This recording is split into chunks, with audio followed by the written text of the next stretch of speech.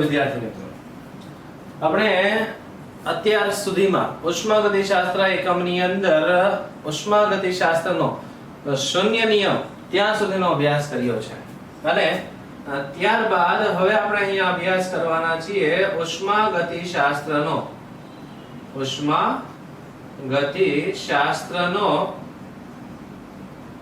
પ્રથમ નિયમ. કયો નિયમ આવશે? પ્રથમ નિયમ. એટલે ઉષ્માગતિશાસ્ત્રનો પ્રથમ નિયમ જ્યારે આપણે અહીંયા અભ્યાસ કરીશું તો આ નિયમ શું છે આ સમજતા પહેલા હું આપને ઊર્જા સંરક્ષણનો નિયમ સમજાવવા માંગીશ. આપ સૌ ઊર્જા સંરક્ષણના નિયમથી પરિચિત છો. ઊર્જા સંરક્ષણનો નિયમ શું હતો? ઊર્જાનું સર્જન કે વિનાશ શક્ય નથી. ઊર્જાનું માત્ર એક સ્વરૂપમાંથી બીજા સ્વરૂપમાં રૂપાંતરણ કરી શકાય છે. આને શું કહેવામાં આવે છે? ઊર્જા સંરક્ષણનો નિયમ. બસ આ જ ઉષ્માગતિશાસ્ત્રનો પ્રથમ નિયમ છે. એટલે કે ઉષ્મા સંરક્ષણનો નિયમ, જેને બે સેન્ટેન્સમાં લખવામાં આવે છે, જેમાંથી સેન્ટેન્સ નંબર 1 ઉષ્માનું સર્જન કે વિનાશ શક્ય નથી. શું? ઉષ્માનું સર્જન કે વિનાશ, ઉષ્માનું સર્જન કે વિનાશ શક્ય નથી. ઉષ્માનું સર્જન કે વિનાશ શક્ય નથી. એટલે સેન્ટેન્સ નંબર 2 ઉષ્માનું એક સ્વરૂપમાંથી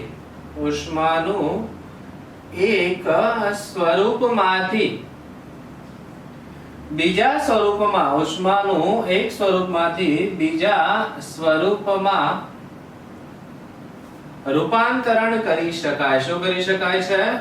રૂપાંતરણ કરી શકાય.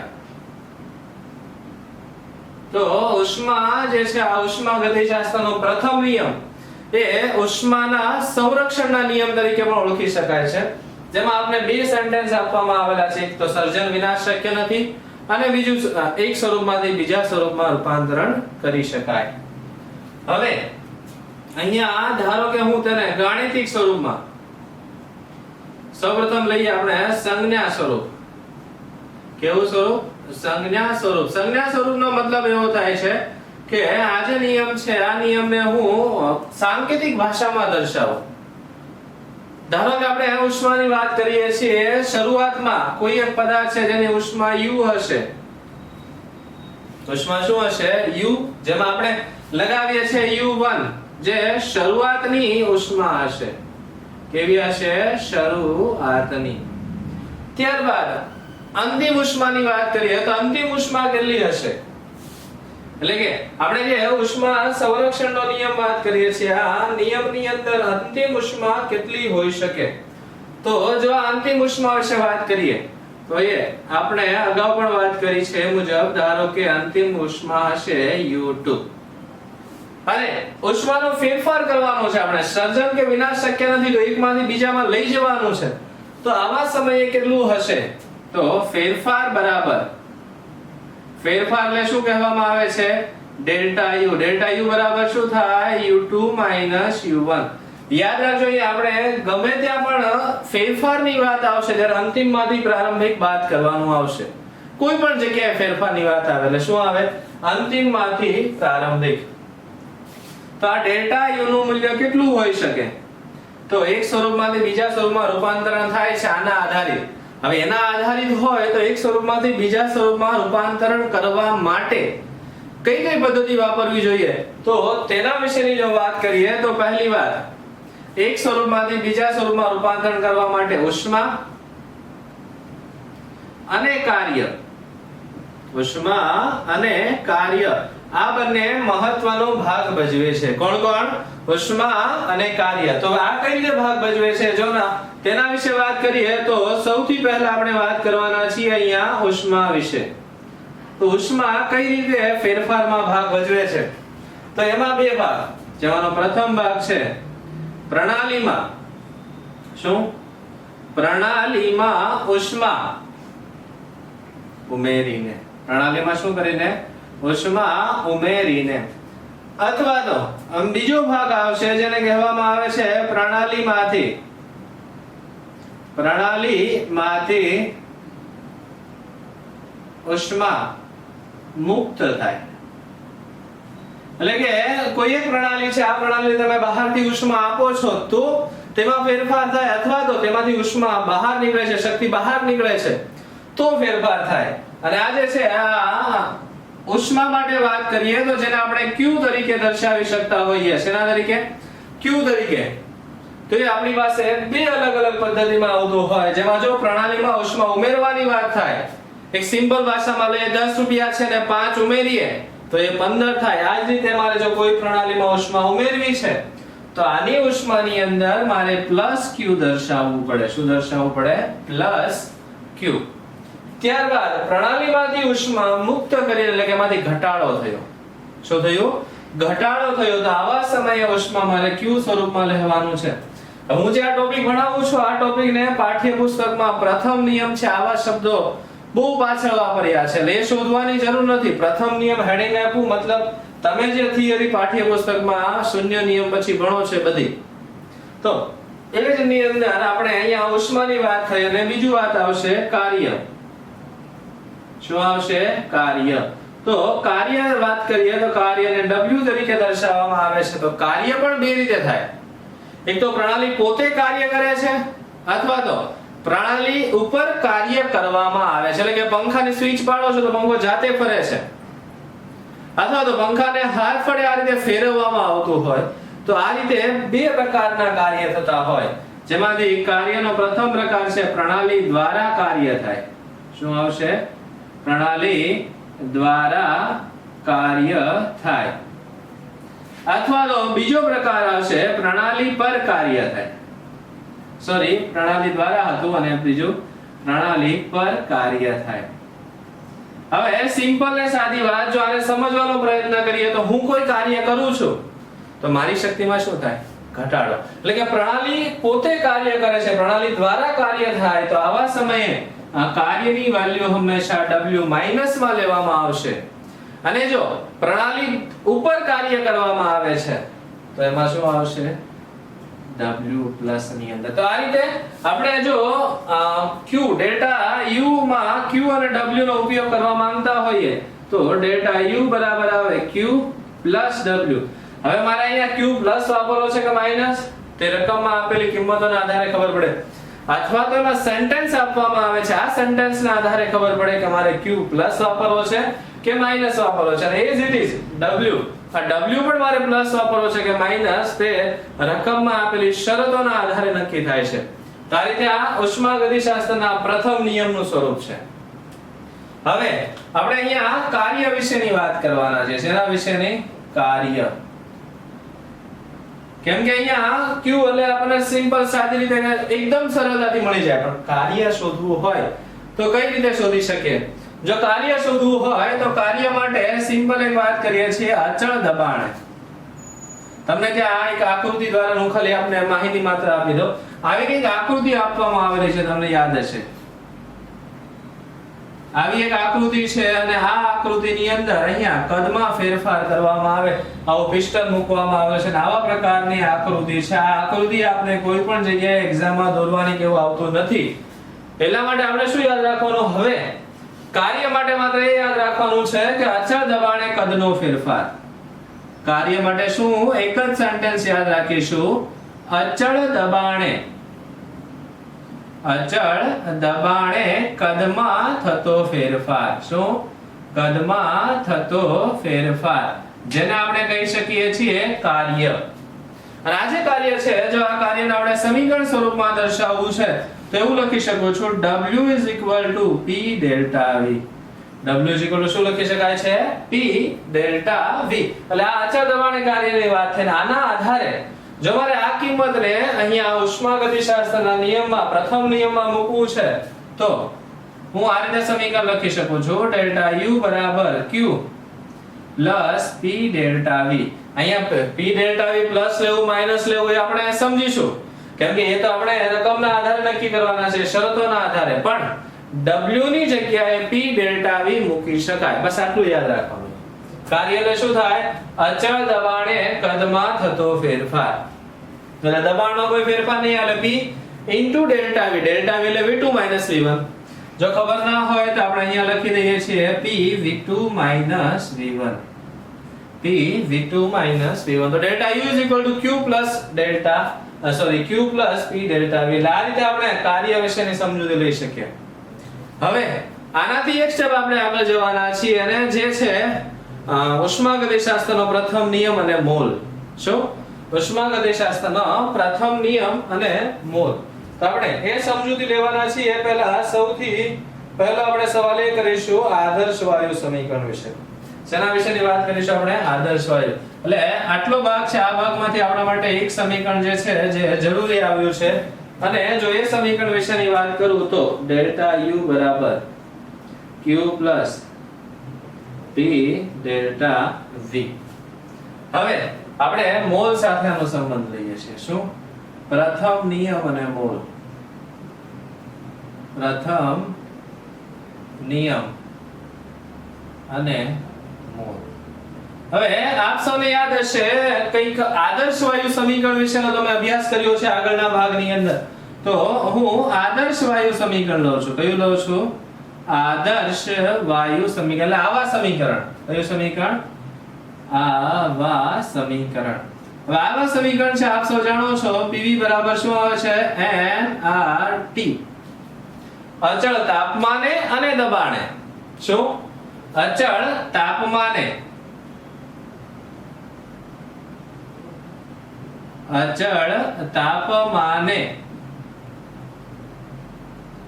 અને દબાણે. એટલે કે બે અચળ પરિસ્થિતિઓ લેવામાં આવે છે જ્યાં તાપમાન અને દબાણ અચળ રાખવામાં આવે છે. R તો અચળ છે જ, ત્યાં V અને N માં ફેરફાર થાય છે. એટલે કે બે પરિસ્થિતિ લેતા, શરૂઆતની અને અંતિમ બે પરિસ્થિતિ લેતા. હવે જ્યારે આ પરિસ્થિતિ લેવામાં આવે છે આવા સમયે આપણી પાસે બે સમીકરણ બને છે. P v1 is equal to n1 RT. આ શરત નંબર 1 એટલે કે શરૂઆતની અવસ્થા. આ શું છે?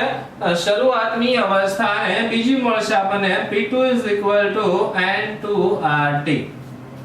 આ સમીકરણ આપણા માટે થશે સમીકરણ નંબર 1 અને આ સમીકરણ નંબર 2.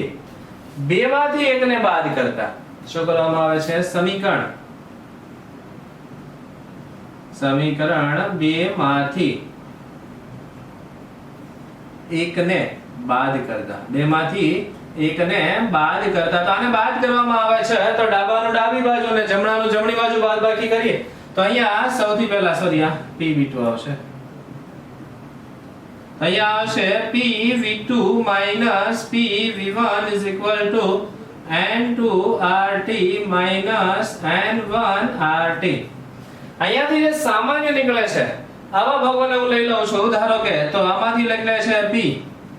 તો P આવશે V2 V1 is equal to RT સામાન્ય નીકળે છે તો n2 n1 RT. અહીંયા હવે P V2 V1 એટલે કે અંતિમમાંથી પ્રારંભિક જ્યારે બાદ થતું હોય તેને આપણે ડેલ્ટા V તરીકે દર્શાવી શકીએ અને અહીંયા આવશે ડેલ્ટા n RT. પણ આ આપણે આદર્શ વાયુ માટેની વાત કરી છે એટલા માટે જ્યારે પણ અહીંયા આ શોધવાનું થશે આપણે તો અહીંયા હંમેશા G આવશે. શું આવશે? G એટલે કે વાયુ અવસ્થામાં રહેલા પ્રક્રિયકો અથવા તો નિપજના મોલની બાદબાકી જ કરવાની છે. માત્ર કઈ અવસ્થામાં? વાયુ. ધારો કે આનો હું સમીકરણ નંબર 3 આપું છું તો આ 3 ની કિંમત હું અહીંયા મૂકી શકું કેમ કે આપણી પાસે P ડેલ્ટા V છે. P ડેલ્ટા V છે ત્યાંથી મોલને ઉઠાવી અને અહીંયા મૂકીએ છીએ તો આપણા માટે સમીકરણ બનશે delta U is equal to Q plus delta Ng RT. આમ જોવા જઈએ તો આ સમીકરણો એકદમ સિમ્પલ છે બનાવવા. એટલે કે ખૂબ જ સરળતાથી આ બધા જ સમીકરણો બનાવી શકતા હોઈએ છીએ. પણ ખબર હોવી જોઈએ ક્યારે શું કરવાનું. ઉષ્માગતિશાસ્ત્ર એક એવો ભાગ છે કે જ્યાં તમને કોઈ પણ થિયરીમાં કેવા ફેરફાર કરવાના છે આ ખબર હોવી જોઈએ તો તમે ફેરફાર કરી શકશો, નહીંતર એ ફેરફાર કરી શકશો નહીં. ત્યારબાદ આપણે આનાથી થોડાક આગળ વધીએ છીએ. આ પ્રથમ નિયમ વિશેની વાત છે અને આ પ્રથમ નિયમના અમુક પાઠ્યપુસ્તકના સમીકરણો છે જે એક બે આપણે પાઠ્યપુસ્તકમાંથી લખવાના છે અને ત્યારબાદ આપણે પ્રથમ નિયમની મર્યાદાનો અભ્યાસ કરીશું. શેનો અભ્યાસ કરીશું? મર્યાદા. કેમ કે કોઈ પણ નિયમ છે, આ નિયમની ધારો કે મર્યાદા છે તો અને તો જ કંઈક નવું સંશોધન થાય. એક સિમ્પલ ને સાદી વાત હું આપણે જણાવું કે મર્યાદાની અંદર શું હશે. એક સાદી વાત છે, ધારો કે ઉષ્માગતિશાસ્ત્રનો શૂન્ય નિયમ લો તો શૂન્ય નિયમ માત્ર શું કરે છે, એક અવસ્થામાંથી બીજી અવસ્થામાં ઉષ્માનું વહન કરે છે. એના પછી એની મર્યાદા આવે છે, એટલા માટે કંઈક નવો નિયમ આપવામાં આવ્યો. હવે એ નવા નિયમ વિશે વાત કરીએ તો શૂન્ય અને પ્રથમને આપણે સાંકળીને વાત કરીએ.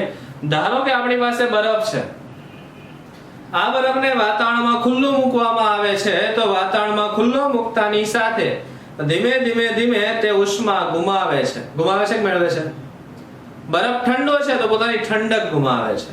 ધીમે ધીમે ધીમે શું કરે છે, એ ઠંડક ગુમાવે છે અને વાતાવરણની અંદર પોતાની બધી ઠંડક ફેલાવે છે અને પાણીમાં રૂપાંતરણ થાય છે અને વાતાવરણમાં રહેલું તાપમાન પોતે ધારણ કરે છે.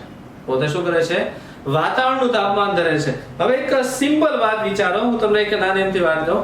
હવે બરફે શું કર્યું છે કે વાતાવરણની અંદર પોતાની ઠંડક ગુમાવી છે, તો શું ક્યારે એવું પોસિબલ બન્યું છે કે બરફ વાતાવરણમાં ગુમાવેલી ઠંડક પાછી મેળવીને, એટલે જે પાણીમાં રૂપાંતર થયું તે પાછું પોતે ઠંડક મેળવીને બરફ બની જાય?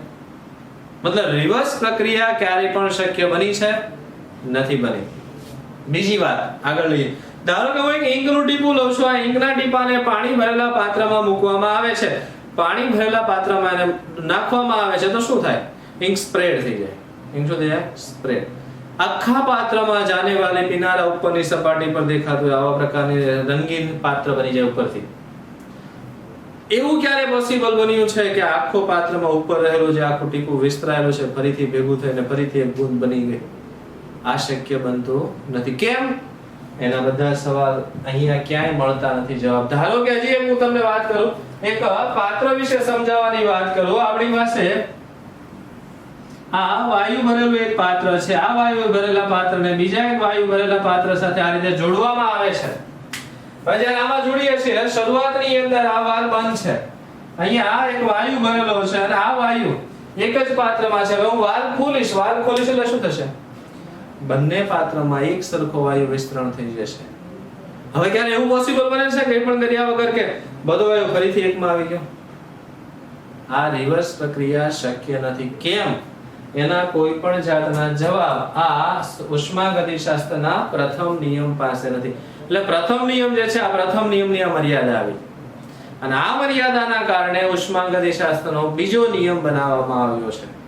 એટલે એ બીજો નિયમ હજી ભણવાની વાર છે. એના પહેલા આપણે ચોક્કસ થિયરીઓનો અભ્યાસ કરવાના છીએ. તો જોઈએ એ થિયરી શું કહેવા માંગે છે આપણે. ઉષ્માગતિશાસ્ત્રના પ્રથમ નિયમના અભ્યાસ બાદ આપણે અહીંયા ચર્ચા કરીશું એક અલગ થિયરી, અને જે છે ઉષ્માધારિતા.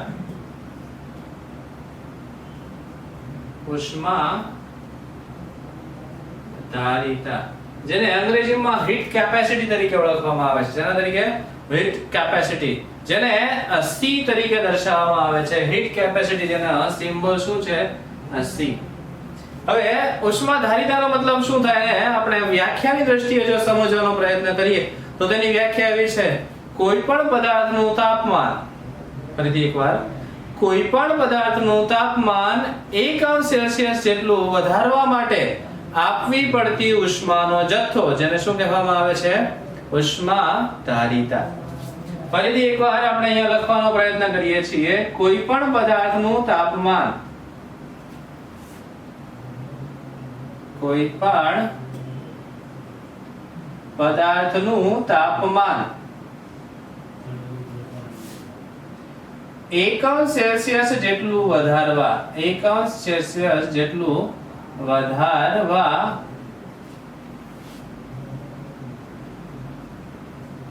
આપવી પડતી ઉષ્માને ઉષ્માધારિતા તરીકે ઓળખવામાં આવે છે. શું? કોઈ પણ પદાર્થનું તાપમાન 1 અંશ સેલ્સિયસ જેટલું વધારવા માટે આપવી પડતી ઉષ્મા, જેને શું કહેવામાં આવે છે? ઉષ્માધારિતા.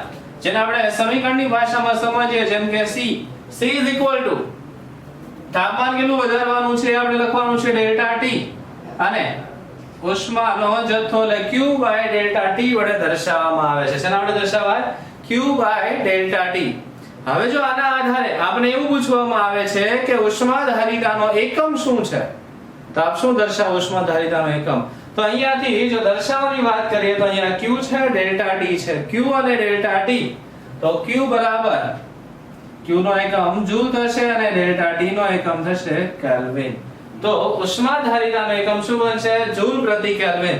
ફરીથી આપને એકવાર જણાવી દઉં છું, ઉષ્માધારિતા એટલે શું થાય?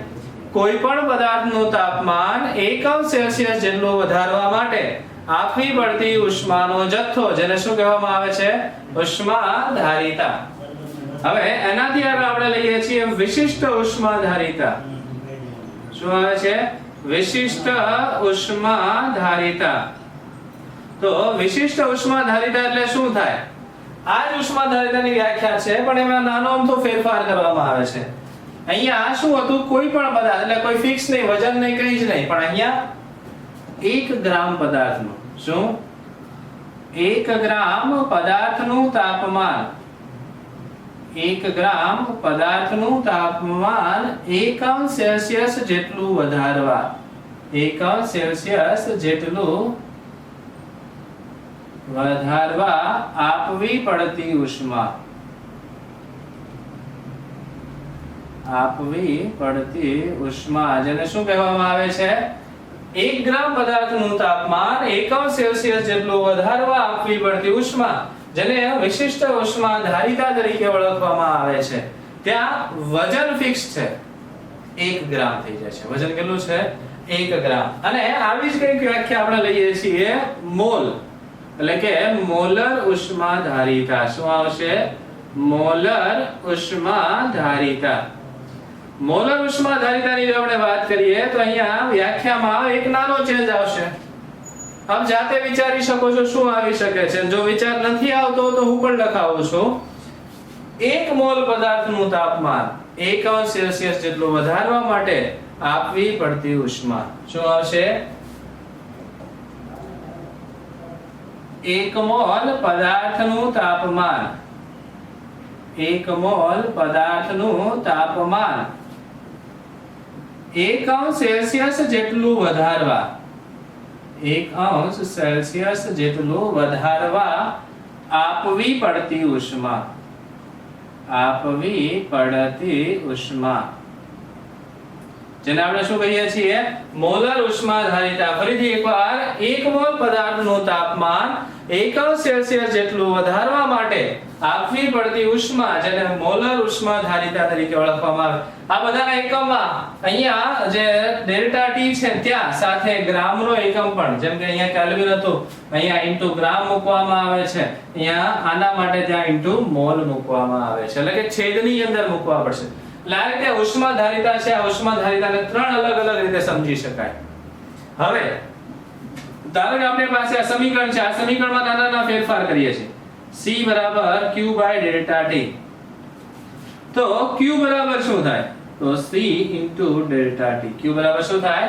C into delta T. ધારો કે આ જે સમીકરણ છે, આ સમીકરણને 2 અલગ અલગ શરતોમાં, 2 અલગ અલગ કન્ડિશનોમાં જો વાપરવામાં આવે, એટલે કે અચળ કદે, ક્યારે વાપરીશું આપણે? અચળ કદે. અને બીજું વાપરીશું આપણે અચળ દબાણે. હવે આ બંને જગ્યાએ જો વાપરવામાં આવે તો અચળ કદે હોય આવા સમયે આવશે QV બરાબર CV ઇન્ટુ ડેલ્ટા T. શું આવશે? CV into delta T. QP બરાબર આવશે CP ઇન્ટુ ડેલ્ટા T. શાયદ આમાં તમને ખબર હશે, પડી હશે. માત્ર ને માત્ર આપણે અહીંયા શું કરીએ છીએ? આ જ સમીકરણને 2 અલગ અલગ રીતે દર્શાવવાનો પ્રયત્ન કરીએ છીએ. શું કરીએ છીએ? સમીકરણ આનું આ જ છે, પણ માત્ર ને માત્ર અલગ અલગ રીતે દર્શાવવાનો પ્રયત્ન કરીએ છીએ. હવે આપણે શું કરવાનું છે? તો અહીંયા આપણે લઈએ છીએ એન્થાલ્પી ફેરફારનું સમીકરણ. શેનું ફેરફાર? જેને આપણે એક નવી થિયરીનું નામ આપીએ છીએ, જે છે CP અને CV વચ્ચેનો સંબંધ. CV વચ્ચેનો સંબંધ. તો CP અને CV વચ્ચેના સંબંધ વિશેની જો વાત કરીએ તો આ સંબંધ કેવી રીતે શોધવો? તો આના માટે સૌપ્રથમ ધારો કે આ સમીકરણ નંબર 1 છે, આ સમીકરણ નંબર 2 છે. તો અહીંયા સૌથી પહેલા હું લખીશ delta H is equal to delta U plus P delta V. Delta H is equal to delta U P delta V. હવે અહીંયા ડેલ્ટા H અને ડેલ્ટા U છે, આનું આગળ આપણે વાત કરી હતી સર, તમને યાદ હશે. હું આના માટે QP લખી શકું છું અને આના માટે QB લખી શકું છું. એ તમને જો યાદ ના હોય તો આગળના સમીકરણો જોઈ લેજો. સમીકરણ x અને y પરથી આગળના લેક્ચરોમાં આ જ ચેપ્ટરમાં મેં તમને સમીકરણ x અને y શું છે એના વિશેની માહિતી આપી હતી. તો સમીકરણ x ની અને y આ કિંમતો લેવાની છે. હવે QP અને QV, જ્યાં QP બરાબર શું છે? CP delta T. QV બરાબર શું છે? CV delta T plus P delta V plus P delta V. હવે આપણે આ જે બંને સમીકરણો છે આમાં આ ભાગને આ બાજુ આવવા દઈએ છીએ તો CP delta T minus CV delta T is equal to P delta V થશે. શું થશે? P delta V. આ બંનેમાંથી ડેલ્ટા T સામાન્ય લેવામાં આવે છે. શું લેવામાં આવે છે? ડેલ્ટા T સામાન્ય લેતા. ડેલ્ટા T સામાન્ય લેતા. તો ડેલ્ટા T જ્યારે સામાન્ય લેવામાં આવે છે આવા સમયે આપણી પાસે સમીકરણ થશે CP minus CV into delta T is equal to P delta V. P delta V. ધારો કે આ સમીકરણને હું આપું છું સમીકરણ નંબર, અહીંયાથી કન્ટિન્યુ આપી દઈએ તો સમીકરણ નંબર 3, આ સમીકરણ નંબર 1, આ સમીકરણ નંબર 2. તમે જ્યારે CP અને CV નો સંબંધ લખો છો ત્યારે આ સમીકરણો બતાવવા પણ જરૂરી છે. તો ડેલ્ટા T લખ્યો. હવે આવા સમીકરણ, કયું સમીકરણ? આવા સમીકરણ. આવા સમીકરણ એટલે શું થાય? આદર્શ વાયુ સમીકરણ પરથી. આદર્શ વાયુ સમીકરણ આપ જાણો છો PV બરાબર શું આવે? nRT. PV બરાબર શું આવશે? nRT. આ સમીકરણને 1 મોલ માટે ફેરફાર દર્શાવવામાં આવે છે. 1 મોલ માટે 1 મોલ માટે અચળ દબાણે, 1 મોલ માટે અચળ દબાણે જ્યારે આનો ફેરફાર દર્શાવવામાં આવે તો આવશે P delta V. P delta V is equal to n એટલે 1 થઈ જશે, અહીંયા r આવશે અને ડેલ્ટા T થશે. તો સમીકરણમાં શું થશે? P delta V. P delta V is equal to r delta T. આ સમીકરણ નંબર 4 લઈએ છીએ. સમીકરણ 4 ની કિંમત 3 માં મૂકતા શું આવશે? સમીકરણ 4 ની કિંમત, સમીકરણ 4 ની કિંમત 3 માં મૂકતા. આ 3 માં મૂકવામાં આવે છે તો સમીકરણમાં શું થાય? તો સમીકરણમાં થશે CP CV delta T is equal to r delta T. તો આ ડેલ્ટા T જતું રહ્યું તો આપણા માટે શું આવશે? CP CV બરાબર r. CP CV બરાબર શું આવશે? r. આ સમીકરણ આપણા માટે 5 થયું. તો આને કહેવામાં આવે છે CP અને CV વચ્ચેનો સંબંધ. શું કહેવામાં આવે છે?